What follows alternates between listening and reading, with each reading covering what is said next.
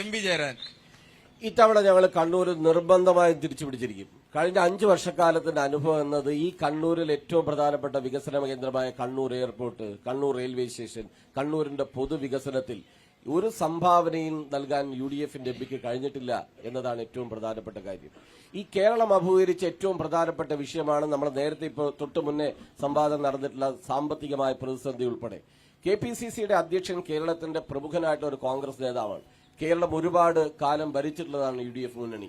എന്നാൽ സംസ്ഥാനത്തിന്റെ അവകാശങ്ങൾ നേടിയെടുക്കാൻ പോലും UDF എംപിമാരെ നയിക്കുന്നതിലും വലിയ നിലയിൽ പരാജയപ്പെട്ടു.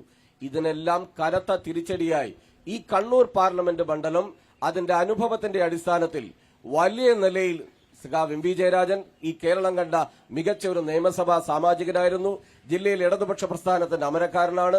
വിദ്യാർത്ഥി പ്രസ്ഥാനം മുതൽ മികച്ച അക്കാദമിക് കാലിബറുള്ള മികച്ച ഒരു യുവ വിദ്യാർത്ഥി നേതാവായി വളർന്നുവന്ന് ഈ കണ്ണൂരിന്റെ രാഷ്ട്രീയ രംഗത്ത് നിറഞ്ഞു നിൽക്കുന്ന എം.വി. ജയരാജനിലൂടെ ഇടതുപക്ഷം ഇത്തവണ കണ്ണൂർ പാർലമെന്റ് മണ്ഡലം തിരിച്ചുപിടിക്കുക തന്നെ ചെയ്യും എന്നാണ് ഞങ്ങളുടെ അഭിപ്രായം.